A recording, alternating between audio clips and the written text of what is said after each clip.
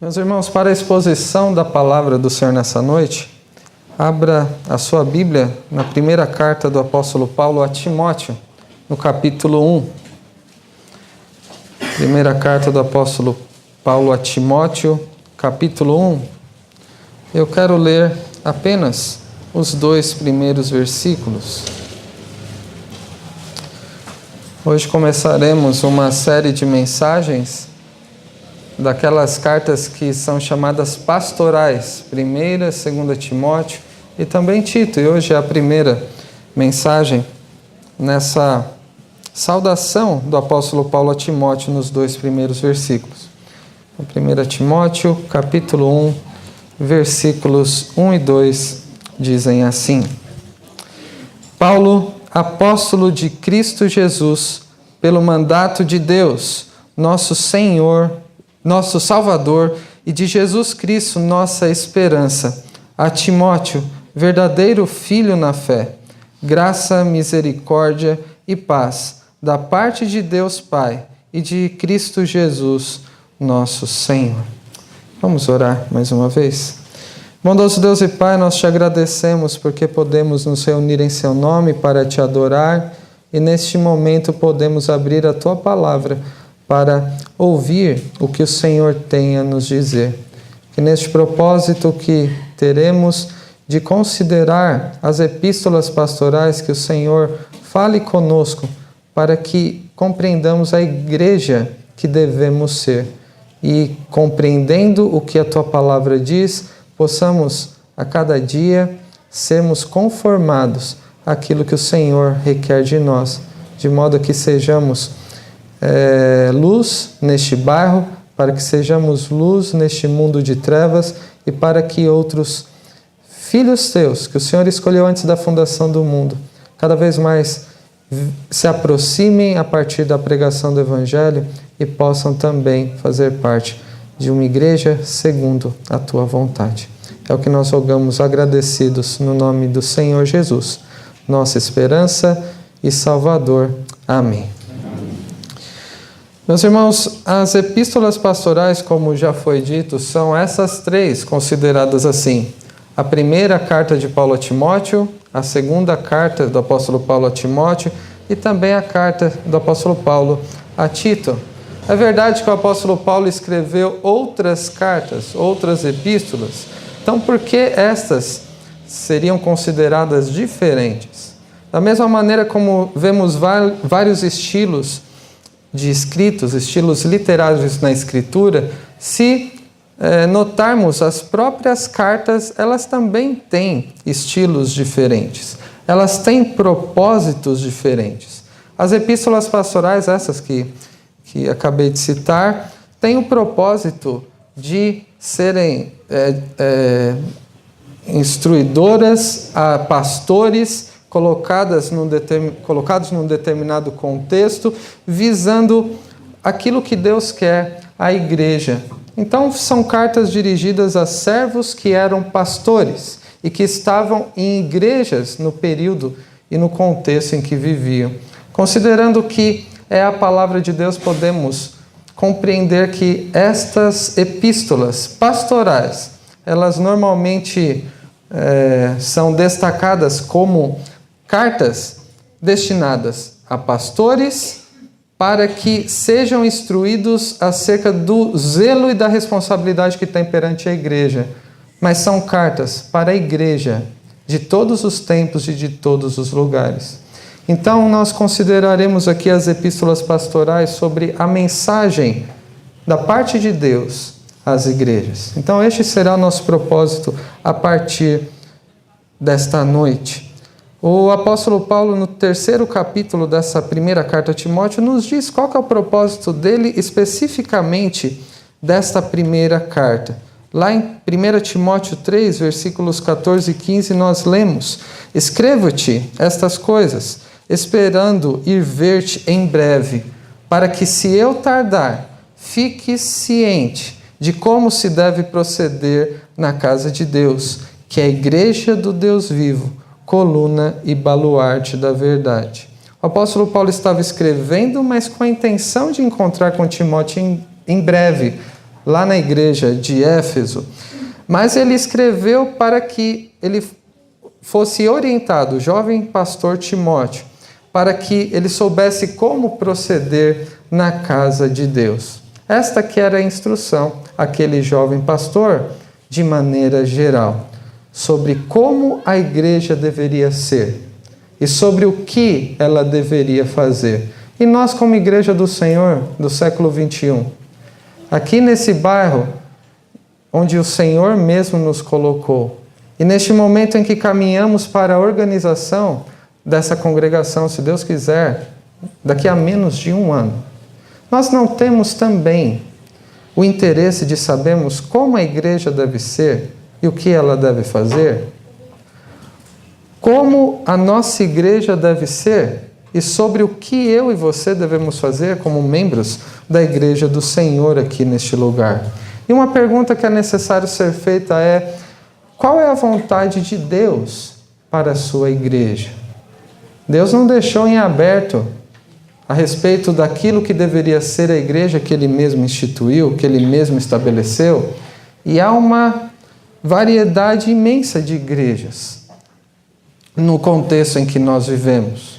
Talvez se dessemos uma volta aqui nos quarteirões ao redor, já veríamos diversas igrejas intercaladas talvez com bares. No nosso tempo há muitas igrejas que variam naquilo que elas são e naquilo que elas se propõem a fazer, conforme o entendimento que tem da palavra do Senhor ou pela falta de conhecimento que possuem da palavra de Deus. Dentro dessa variedade doutrinária, daquilo que as igrejas professam como a sua fé, e da prática da igreja baseada naquilo que creem, vemos igrejas que são consideradas tradicionais e outras que são avivadas. Algumas são chamadas de fundamentalistas, enquanto outras são rotuladas de liberais. Algumas se assumem como calvinistas e outras como arminianas. Algumas são conservadoras na sua prática e outras são inovadoras. E poderíamos citar outros tipos de rótulos que poderiam ser colocados naquilo que as igrejas são e também baseado naquilo que elas fazem, da maneira como elas procuram agir no local onde elas estão. Com qual tipo desses que foi falado que nós nos identificamos? E em que medida eu e você podemos dizer que a nossa igreja atual pode ser considerada uma igreja ideal, de acordo com a palavra de Deus? Podemos dizer que nós, como igreja do Senhor, está conformada, está dentro do molde que Deus requer de uma igreja verdadeira, segundo a sua vontade? Por isso que essas epístolas passaram a ser expostas aqui, nestes momentos de exposição da palavra do Senhor, e é de extrema importância o que nós aprendemos em cada uma delas sobre o que é ser uma igreja segundo a vontade de Deus, no tempo em que nós vivemos e no local onde Deus nos colocou. Então, eu e você devemos aprender com essas epístolas pastorais a sermos uma igreja de acordo com a vontade do Senhor e a vivermos também como igreja do Senhor no mundo em que nós vivemos. Para isso, o apóstolo Paulo começa com uma saudação. E normalmente saudação é um trecho das cartas em especial que muitas vezes nós passamos corrido e vamos já para a parte da instrução. Mas eu quero chamar a atenção dos irmãos para o seguinte: as instruções, elas procedem, elas emanam, elas são construídas sobre a própria saudação que o escritor, no caso aqui o apóstolo Paulo, inicia nessa carta. Como que o apóstolo Paulo inicia? Paulo, apóstolo de Cristo Jesus, pelo mandato de Deus, nosso Salvador, e de Cristo Jesus, nossa esperança. Em nossos dias não costumamos tanto mais escrever cartas. Os irmãos sabem que eu completei aniversário recentemente. Eu não vou dizer a idade que eu tenho, mas eu lembro de uma época onde se enviava mais cartas. Eu cheguei a enviar cartas, não somente e-mails, não apenas mensagens de WhatsApp. Eu lembro comprando selo para mandar carta para os meus avós, por exemplo, que moravam no interior. Hoje nós não costumamos mais mandar cartas, e aos correios talvez seja para mandar alguma encomenda ou receber alguma coisa também. Mas nos nossos dias, quando nos comunicamos com alguém de forma escrita, pense de qualquer maneira, né? Pode ser até mesmo por uma mensagem de WhatsApp. Nós começamos com algum tipo de cumprimento, daquilo que seria a própria saudação, não é verdade? Talvez alguns mais formais digam algo assim: caro fulano, ou prezado cicrano, né? Algo do tipo. Ou olá, os mais jovens talvez, e aí, beleza? Algum tipo de saudação direcionada a alguém é feita. No contexto grego, que é o que o apóstolo Paulo está inserido, do primeiro século da era cristã, era comum começar dessa maneira, não começando com o destinatário, mas com o próprio remetente. Então imagine eu mandando uma mensagem de WhatsApp para vocês, dizendo: Timóteo, pastor da Igreja Presbiteriana do Parque Seleta, a você, e colocando o seu próprio nome. Então uma analogia seria exatamente essa. Mas essas saudações que eram no contexto grego-romano, utilizadas de um modo, assim, dentro de um método, de uma forma já estabelecida, que era comum na época, como Paulo a Timóteo, saudações. Isso seria suficiente para a época. Mas o apóstolo Paulo, ele amplia isso. E não somente nessa carta, mas em todas as outras, também ele sempre coloca algo além do que uma simples saudação. De maneira que aquilo que ele coloca na própria saudação torna-se, de alguma maneira, em determinada medida, uma base sobre a qual a carta está sendo construída, está sendo redigida ao destinatário, e no caso aqui não é somente a Timóteo, é a própria igreja que Timóteo pastoreia. E as instruções que o apóstolo Paulo vai dar com relação à maneira como deve proceder na igreja do Deus vivo, decorre da própria saudação, que nem sempre é bem compreendida. O que será que podemos aprender para que sejamos uma igreja segundo a vontade de Deus e para que façamos aquilo que agrada a Deus como igreja do Senhor neste mundo, a partir da saudação do apóstolo Paulo? O apóstolo Paulo começa com o próprio nome, se identificando quem é que está falando. E nós devemos considerar aqui quem é que nós estamos ouvindo, quem é que está dizendo.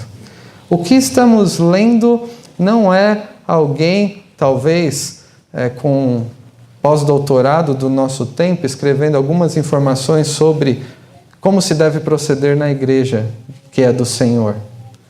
Não é meramente um pastor experiente, com uma longa trajetória, talvez jubilado, emérito, que tenha conselhos a dar para uma igreja como nós somos aqui, sobre orientações de como devemos ser e o que devemos fazer. Nós estamos considerando aquilo que Paulo, o apóstolo de Cristo Jesus, pelo mandato de Deus, escreveu. É uma saudação muito formal para o propósito dessa carta. Timóteo era considerado um filho na fé do apóstolo Paulo. Imagina eu escrevendo uma mensagem ao meu filho Isaac, com tanta formalidade assim. Timóteo, pastor da igreja presbiteriana. O que é isso? Você está falando com o filho. Por que o apóstolo Paulo está sendo tão formal na carta a um amigo que ele considera um filho na fé? Alguém que esteve com ele durante muito tempo em muitos lugares.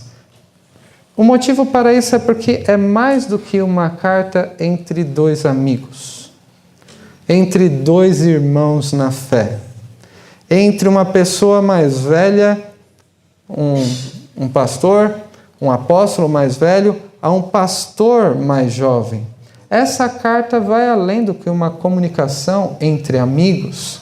Esta é uma carta de um apóstolo de Cristo a um filho na fé, que também era pastor em uma determinada igreja, no caso de Éfeso. E mais, esta formalidade é para destacar quem é que nós estamos ouvindo ao lermos e ao considerarmos o que o apóstolo Paulo nos diz aqui. É uma carta destinada não somente a Timóteo daquela época, ou ao Timóteo dessa época, mas à igreja de Deus de todas as épocas. E o apóstolo Paulo se autodenomina apóstolo de Cristo Jesus. O que isso significa? O termo apóstolo significa aquele que é enviado, é comissionado para uma tarefa especial, que ganhou um sentido de ser o próprio mensageiro, porta-voz do Evangelho de Deus. É verdade que muitos outros, ou alguns outros, foram chamados de apóstolos na Bíblia também, como Barnabé, como Epafrodito, como Apolo, como Silas ou Silvano, e o próprio Timóteo também foi chamado de apóstolo, como aquele que é enviado pela igreja para uma missão especial. Mas é também verdade que alguns foram considerados apóstolos no sentido mais completo, mais amplo do termo, que foram os 12 e depois o próprio apóstolo Paulo. Somente estes foram apóstolos no sentido especial, é desse tipo de apóstolo com A maiúsculo que o apóstolo Paulo está se referindo aqui. Os apóstolos, eles tinham algumas características que os identificavam. Eles foram escolhidos, chamados e enviados pessoalmente por Cristo. Por isso que já descartamos aqueles que se dizem apóstolos nos dias de hoje, porque eles não tiveram encontro pessoal com Cristo. Não é verdade que são apóstolos no mesmo sentido da palavra. Talvez alguns sejam no sentido em que Timóteo foi chamado de apóstolo, ou que Barnabé foi chamado de apóstolo, como aqueles mensageiros do Evangelho, aqueles missionários que são enviados para a igreja com a missão de pregar o Evangelho. Mas no sentido especial, não existem mais apóstolos. O último foi o apóstolo Paulo, porque somente ele e os 12 foram escolhidos, chamados e enviados pessoalmente por Cristo. Um outro aspecto do apostolado, do ponto de vista bíblico, é que eles foram instruídos e preparados por Cristo.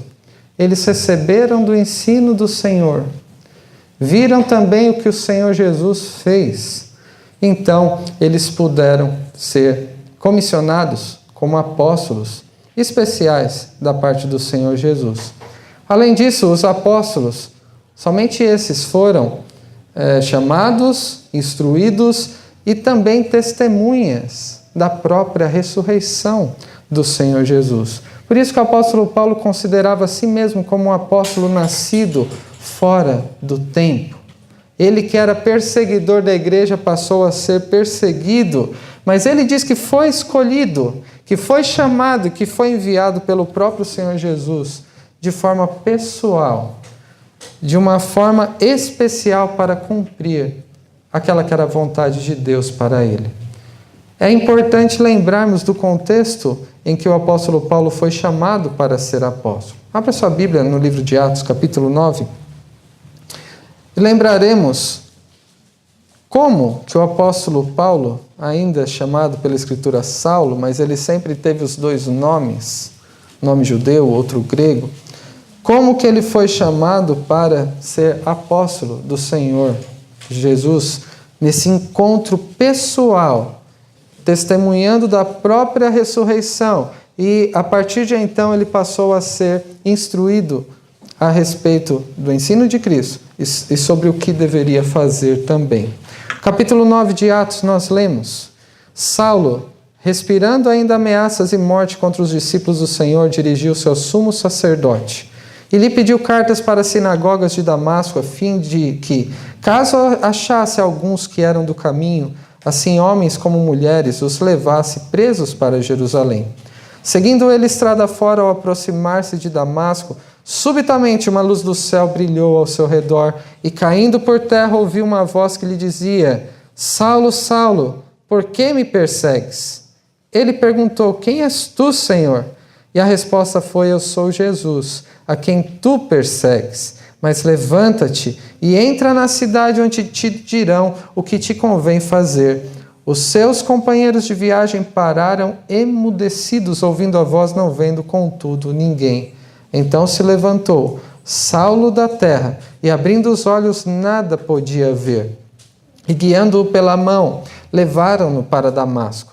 Esteve 3 dias sem ver, durante os quais nada comeu nem bebeu. Ora, havia em Damasco um discípulo chamado Ananias, disse-lhe o Senhor numa visão: Ananias, ao que respondeu: Eis-me aqui, Senhor.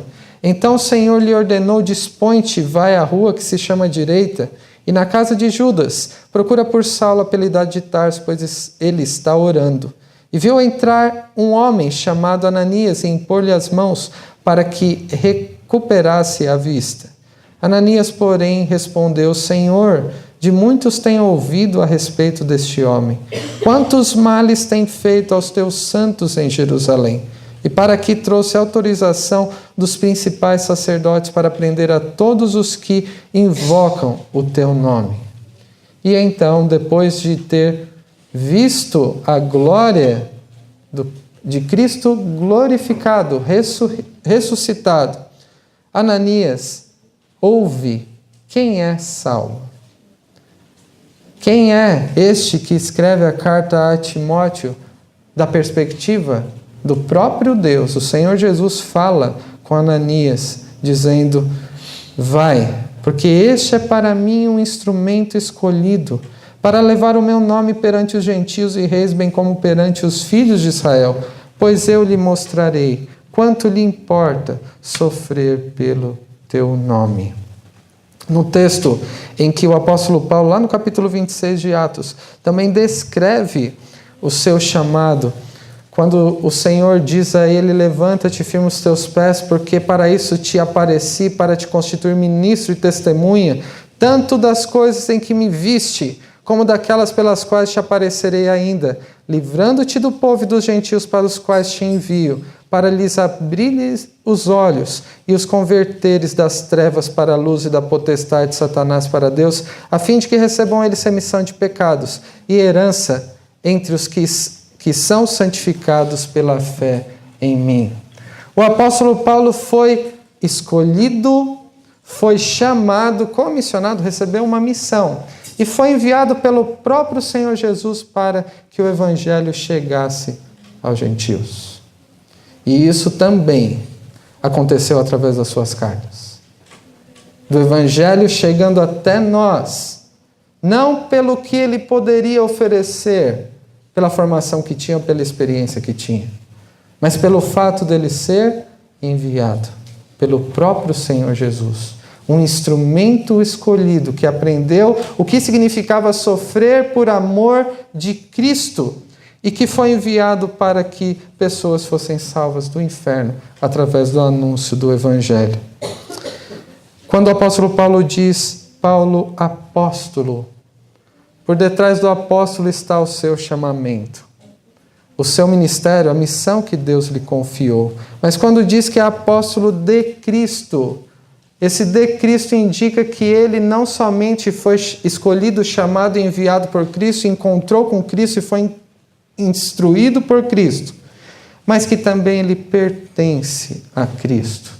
Ele pertence ao Cristo, aquele ungido, o Messias, prometido desde o Antigo Testamento e que foi revelado no decorrer da história. O Senhor Jesus, Jesus que significa salvação, e ele foi um embaixador, mesmo em cadeias, mesmo preso, ele representava Cristo e transmitia a mensagem da salvação. Ele representava o próprio Senhor Jesus. O seu apostolado, como antecipei há pouco, não foi baseado no seu currículo, que era muito bom. Se fôssemos comparar nos dias de hoje, com 20 anos, O apóstolo Paulo já tinha 2 pós-doutorados. Ele foi instruído aos pés de Gamaliel. Era o mestre, o rabino mais top da época. Ele, por seu currículo, poderia oferecer muitas coisas, humanamente falando. Mas ele se tornou o que inicialmente? Um perseguidor da igreja. Quando sua vida mudou? Quando Cristo se colocou diante dele e o chamou para ser apóstolo. Não foi por sua experiência ou pela influência que ele poderia demonstrar.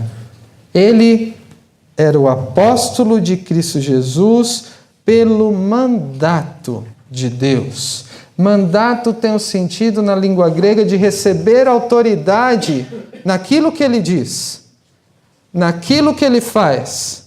E o que o apóstolo Paulo está fazendo aqui nessa circunstância em que ele escreve a Timóteo é que aquilo que ele diz ele escreve não com autoridade própria, mas da parte de Deus.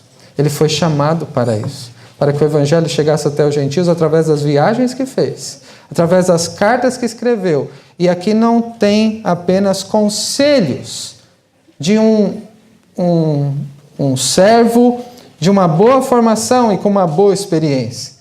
Tem alguém que tem autoridade para falar em nome de Deus e que, inspirado por Deus, escreveu essa carta. Em outras palavras, para que a gente guarde aqui esse primeiro aspecto. A sua autoridade e a sua mensagem procediam do próprio Deus. Por isso aí você devemos atentar para o que o apóstolo Paulo escreveu.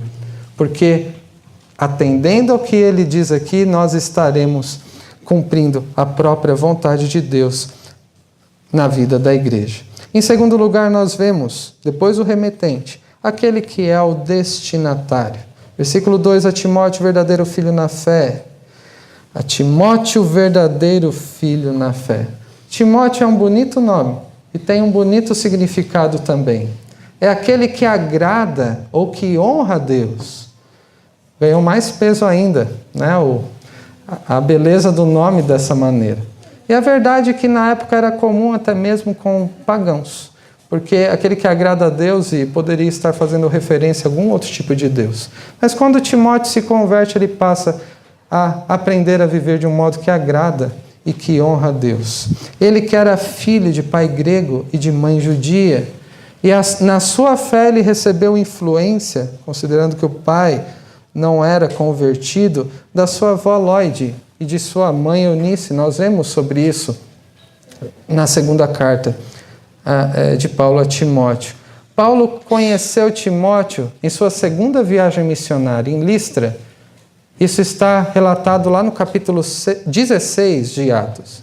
E ainda bem jovem ele foi chamado, pela sua fé que demonstrava, pelo testemunho que evidenciava, ele foi chamado a acompanhar o apóstolo Paulo. Normalmente se entende que muito jovem Timóteo passou a acompanhar Paulo, entre seus 15 e 20 anos. Alguém considerado jovem no contexto judeu e no contexto grego da época. Mas nessa época em que o apóstolo Paulo está escrevendo a Timóteo, ele já é mais velho. Ele já tem por volta de 30 e poucos anos, que ainda é jovem e tem a responsabilidade de cuidar de uma igreja.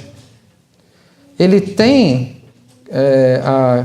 o grande desafio de, na sua juventude, procurar conduzir a igreja para aquilo que a igreja deve ser pela vontade de Deus e sobre aquilo que se deve fazer tanto dentro, na adoração a Deus, como no serviço a Deus no dia a dia. O apóstolo Paulo e Timóteo viajaram juntos a Tessalônica, a Corinto, a Jerusalém. Quando Paulo esteve preso em Roma, Timóteo o apoiou, estava próximo dele nesse momento de dificuldade. Quando o apóstolo Paulo escreveu várias cartas, nós vemos menção a Timóteo que estava junto dele, testemunhou o apóstolo Paulo redigindo as cartas de 2 Coríntios, Filipenses, Colossenses, 1 e 2 Tessalonicenses e também Filemão. Olha que grande experiência que o jovem pastor Timóteo adquiriu. mesmo sendo tímido. Tinha fragilidade física, um problema no estômago, que o apóstolo Paulo diz, com efeito medicinal, até para tomar um pouco de vinho diluído em água. E a sua juventude também. Estas eram suas limitações. Sua timidez, sua juventude e também sua constante enfermidade. Então o apóstolo Paulo, como já vimos o que significa apóstolo de Cristo Jesus, endereça essa carta a Timóteo, mas de uma carta que também deve ser ouvida pela igreja de Éfeso, onde ele estava pastoreando. E também é endereçada a toda a verdadeira igreja de todos os tempos e de todos os lugares. E com toda essa vivência que o apóstolo Paulo teve com Timóteo, faz sentido o que o apóstolo Paulo diz a ele: verdadeiro filho na fé. Ele tinha afeição por Timóteo. Ele, que era mais velho, via Timóteo como um filho. Não se sabe se foi a partir de pregações ou da evangelização do apóstolo Paulo em que Timóteo foi convertido. Alguns entendem que sim, alguns entendem que não, mas o fato é que o apóstolo Paulo teve uma grande influência na fé do jovem Timóteo. Mas aqui nós lembramos que ele, sendo filho de pai grego, ele seria considerado ilegítimo do ponto de vista judeu, e ainda mais num contexto de pastorear uma igreja. Mas o apóstolo Paulo diz que, ainda que alguns considerem Timóteo como um ilegítimo, por não ser filho de dois pais judeus, você é um legítimo filho na fé. Isso demonstra mais do que a afeição pessoal que o apóstolo Paulo tinha por Timóteo.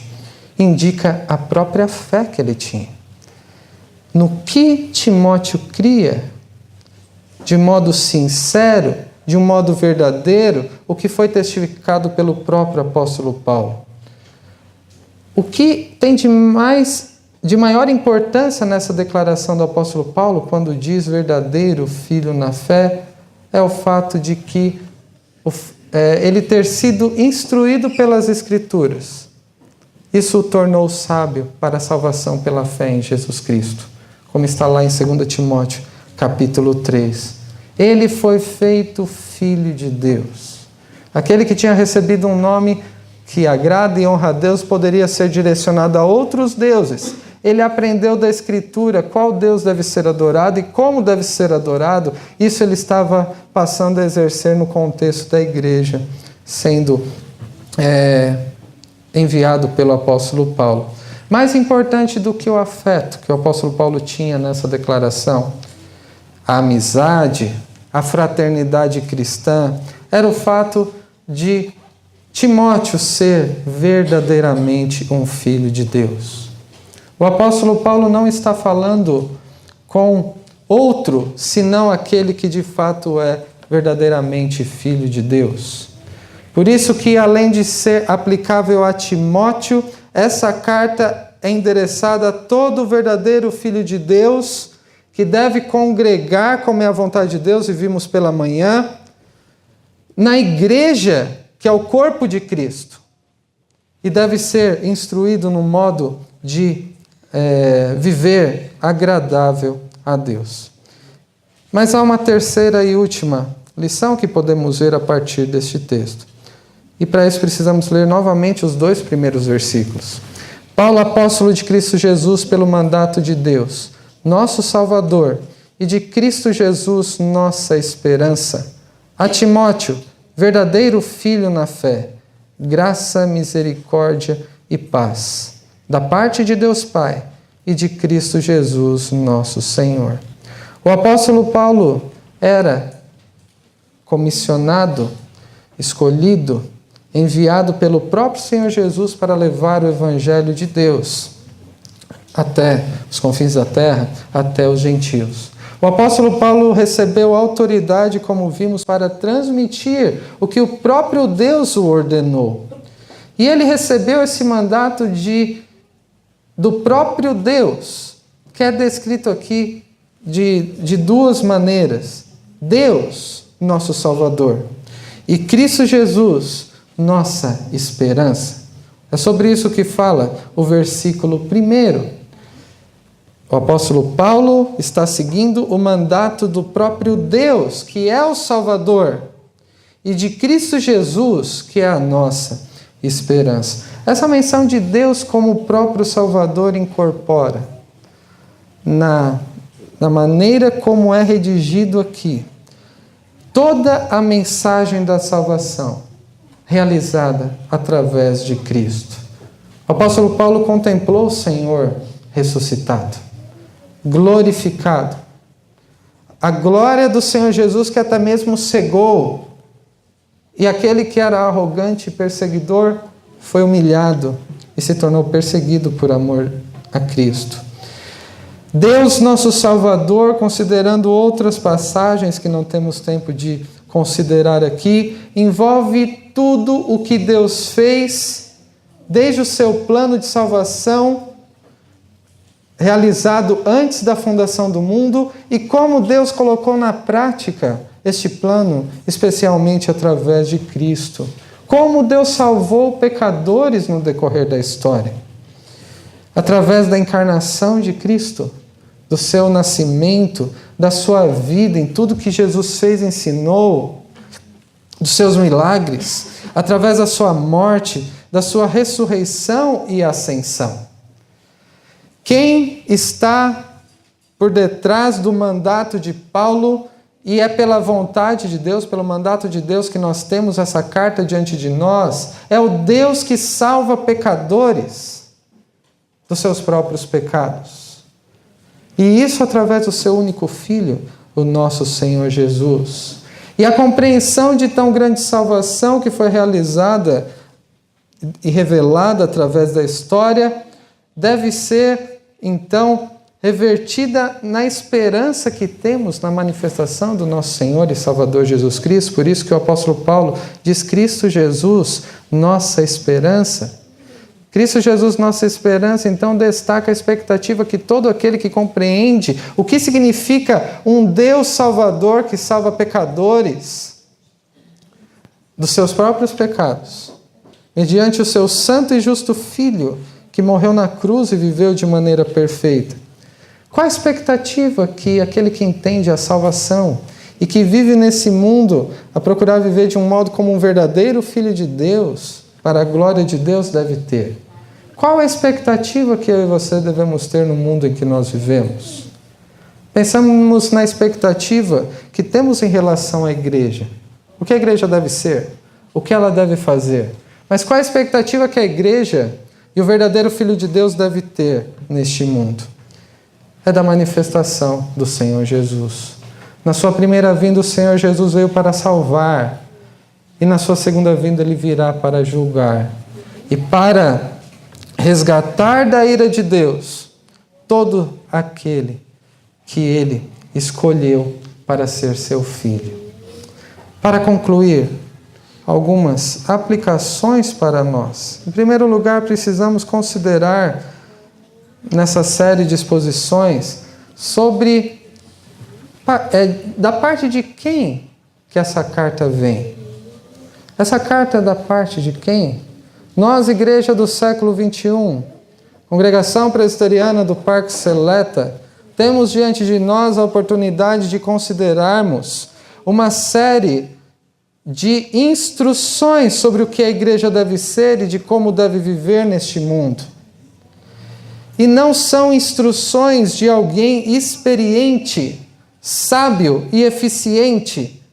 Paulo não está dizendo a Timóteo: faça isso como eu fiz, que tudo vai dar certo, você não vai ter dificuldade alguma. Não é alguém pragmático. É a mensagem do próprio Deus a toda a igreja verdadeira a respeito da igreja que Ele quer que nós sejamos. É o próprio Deus revelando a sua vontade sobre a igreja que devemos ser e sobre o modo que devemos viver. Em segundo lugar, para quem foi endereçada a carta? Os destinatários dos nossos dias, eu e você, igreja do Senhor, no nosso tempo, no nosso bairro, temos, assim como Timóteo, históricos diversos. Timóteo tinha um pai que era gentio e a mãe que era judia, recebeu a influência da sua avó na instrução bíblica, todos nós aqui temos contextos diferentes, procedências diferentes, históricos de vida diferentes. Temos limitações também físicas e outros tipos de limitações e afinidades pessoais diferentes. Mas mais importante do que todas essas coisas, as próprias limitações e características que eu e você temos, é o fato de que nós encontramos algo que possa nos unir, que é uma fé verdadeira. O que unia Timóteo e Paulo era a mesma fé no Senhor Jesus, que tinha chamado os dois para ministérios distintos, mas eles andavam juntos. E um apoiou o outro, Timóteo, enquanto Paulo estava em Roma, na prisão. E agora o apóstolo Paulo está escrevendo a Timóteo para estimulá-lo e também para orientar a igreja. Quem é que estava pastoreando eles? A fé verdadeira deve ser aquilo que nos une. Independente da nossa faixa etária, jovens como eu, outros menos jovens, outros mais jovens ainda, culturas diferentes, características e afinidades diferentes, mas é a partir do nosso modo de crer, procedente da palavra de Deus, e do nosso modo de viver é que eu e você devemos encorajar-nos uns aos outros, para que eu e você sejamos a igreja que Deus requer de nós, para que planejemos aquilo que Deus quer que nós façamos. Nós somos a igreja do Deus vivo. O único povo em toda a história, como vimos pela manhã, que tem um papel crucial na história da redenção, sendo nós usados por Deus para levar a mensagem de salvação àqueles que ainda não conhecem, que continuam perdidos nos seus próprios pecados. Além disso, vemos a respeito do Deus Salvador e da esperança que devemos ter no Senhor Jesus. O apóstolo Paulo entendia o seu chamado, que era levar o evangelho aos gentios. E ele estava num contexto muito próximo da primeira vinda de Cristo.